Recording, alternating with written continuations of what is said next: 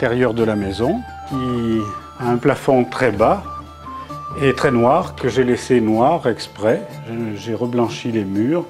Donc c'est une pièce très vaste qui fait environ 40 mètres carrés avec la cheminée en pierre de Volvic qui a dû remplacer une cheminée avec un linteau en bois dans les années 1860. C'était la mode de la pierre de Volvic. Derrière, on voit la pierre de Lattre et on voit qu'elle est légèrement creusée. En fait, ça servait à repousser la braise dessous le soir et on mettait une plaque en fonte devant. Et le matin, on n'avait plus qu'à passer un petit coup de soufflet pour redémarrer le feu puisqu'on en avait besoin tous les jours. Et le principe pour chauffer de l'eau, c'était avec ce que l'on appelait un pérole, un pot en cuivre, en fait, un grand pot en cuivre, une grande bassine en cuivre avec une anse que l'on mettait sous le feu et l'eau chauffait très vite. Donc la pièce n'a pas beaucoup bougé ici. Bien sûr, la table qui est ici est moderne, mais elle fait la longueur de la table ancienne qui était une table à 6 pieds. Il y reste quelques coffres sans grand intérêt, une vieille armoire qui a été transformée où on met de la vaisselle ancienne. Les gens prenaient leur repas, tous leurs repas dans cette pièce. Les hommes mangeaient à cette table et généralement les femmes mangeaient sur une autre table. Et le soir, en hiver par exemple, quand ils allaient passer la veillée à l'étable, puisque c'était chaud, ils y restaient jusqu'à 9h30, 10h, les femmes cousaient ou tricotaient. Généralement, il y avait un homme qui faisait la lecture, on jouait aux cartes, et puis après, on revenait avant de se coucher. Il paraît-il qu'on se mettait tous en rond autour de la cheminée, et la cuisinière préparait un bol de lait à chacun, avec peut-être un peu de pain, un bol de lait chaud, et puis après, on allait se coucher dans des chambres au drap de lin très raide et très froid, très froid. Bien sûr, il n'y avait pas de chauffage dans les chambres. Le seul chauffage, c'était dans cette pièce-ci, et encore la nuit, on laissait tomber, on ne gardait que la braise. Alors, nous allons voir l'ancienne boutique où l'on fabriquait les couteaux. La marque de coutellerie de la famille Ferrier, c'était le taille-pré, c'est-à-dire l'outil qui servait à faire les rigoles pour irriguer les prés. Donc la boutique, autrefois, c'était cette pièce qui a été transformée en salle à manger, où l'on peut voir quelques éléments de mobilier qui proviennent par contre de la famille Ferrier-Sablonnière, la grande armoire ici, et ce bahut qui est typique de la région thiernoise. Et donc cette pièce, il faut imaginer que la façade de la maison était ici, et de l'autre côté, on peut voir, dans les autres pièces, on voit les jambages des fenêtres et de la porte d'entrée qui se trouvait là-bas au fond.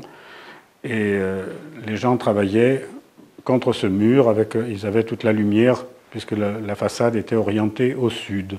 Et alors au-dessus, il y avait une vaste pièce qui servait de chambre, et dans certains inventaires, on trouve la description de ces pièces. Il y en avait une au-dessus de la grande salle, et ces pièces il y avait des armoires, il y avait des coffres et des lits tout autour. Alors on peut supposer qu'il y avait plusieurs familles qui vivaient dans la même chambre.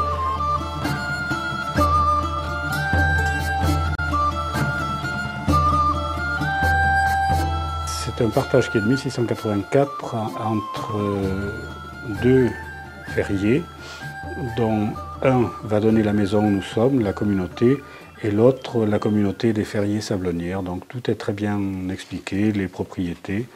À l'époque, la propriété n'était pas relativement importante, mais déjà, quand même, il y avait pratiquement tous les bâtiments que l'on connaît aujourd'hui, les terrains les plus proches du village. Il n'y avait pas encore les domaines à ce moment-là. Voilà, une copie.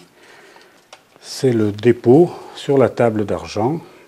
Donc, c'est fait au Conseil des prud'hommes de la ville de Thiers. Et c'est Antoine Ferrier qui dépose la marque Le Taille-Pré. On voit dans la marge l'empreinte de la marque de coutellerie ici. Ça doit être c'est 1818. Ici, on a un document qui est sur parchemin. Ce document sur parchemin, il est de 1765. Et c'est le mariage de Marie Sablonnière avec Guillaume Ferrier. Et alors, à l'issue de ce mariage, il y a un autre mariage qui est conclu entre Antoine Sablonnière et Jeanne de Montraîneau. Et alors, ces personnes-là vont mettre leurs biens en commun. En fait, c'est l'acte de renouvellement de la communauté et qui deviendra la communauté des ferriers sablonnières, puis sablonnières, puisque les ferriers disparaîtront dans cette branche-là. Voilà, c'est ce document de 1765. Alors, ça nous apprend que la mariée a une dot assez importante, que Antoine Sablonnière est bon forgeron, et le beau-père de Marie Sablonnière amène dans la communauté son petit domaine au village de Carton qui est juste à côté. Voilà. C'est une création d'une communauté qui allait durer donc de 1765 à 1889. Un petit document qui est protégé par un ancien parchemin, alors on ne sait pas trop ce qu'il y a dessus. Mais ce petit document appartenait à un de mes ancêtres qui s'appelait Pierre Guérin et qui habitait au village de Chappet. Il était maître de la communauté des Guérins. Et là, il a été repris par son fils Adnet, et on voit une très belle écriture ici, où Adnet Guérin dit « reçu même sens que dessus » et d'autre part, pour chacune des années 1736 et présente 1737, dont je quitte, voilà, donc il donne quittance à celui de qui il vient de retirer l'argent. Et on voit sa signature, qui est très jolie d'ailleurs. Voilà, ça c'était le cahier du collecteur. Alors, ce n'est pas les impôts royaux, c'est le cens, c'est-à-dire c'est l'impôt qui est dû au seigneur de Volormanguère. Et on voit ici la signature de Ferrand, qui était le trésorier de la baronnie de Manguère. Voilà, un journal, enfin, facsimilé de la première page d'un journal qui s'appelait Paris Soir et qui est devenu un journal de collaboration. Cette page du journal, elle est datée du 28 juillet 1940. Et en fait, c'est le régime de Pétain qui s'installe à Vichy. Comme tout va mal, que tout se casse la figure, il faut bien trouver des moyens pour donner le moral aux gens. Et on envoie quelqu'un qui deviendra célèbre par la suite comme écrivain et comme poète, M. Gaston Bonheur, qui vient faire un reportage chez les ferriers, où il dit que depuis le temps de Charlemagne, les ferriers cultivent la même terre. Mais c'était pour montrer aux gens que y a la guerre, c'est la débâcle, tout est perdu. Mais là-haut, dans la montagne, au-dessus de Thiers, il y a des gens qui continuent à vivre comme autrefois, qui respectent les valeurs et tout. Si on retire le contexte de la guerre, le texte est très intéressant parce qu'on dit de la cuisine à l'étable. La cuisine est grande. On peut tenir 30 à table.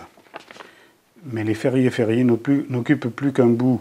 Et le jeune seigneur qui préside sous la lampe à pétrole est un enfant. Alors ça avait profondément choqué Madame Ferrier de comparer son fils à un seigneur, chose qui n'était pas. Il n'y a pas que le pigeonnier et la cave. Bien qu'en poussant des portes, en montant ou en descendant des marches, on circule dans tout un village secret. Voici les tables aux 10 vaches. Dans la pièce à côté, il y a des chèvres qui aiment beaucoup leurs petits. Les sacs de blé plus loin, quand on les fait bouger, semblent avoir gardé le souvenir du vent qui dépeigne les moissons.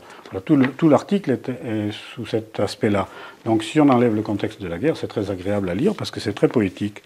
Mais c'était un article de propagande. Voilà, pour ces souvenirs. Alors il y a beaucoup d'autres archives, puisque j'ai aussi les archives d'une autre famille, la famille Beaujeu. Ça serait en hiver, elles seraient toutes sur la table parce que je travaille dessus. Mais là, j'ai tout remonté à l'étage parce qu'ici, la pièce est humide et malheureusement, c'est pas très bon pour le papier.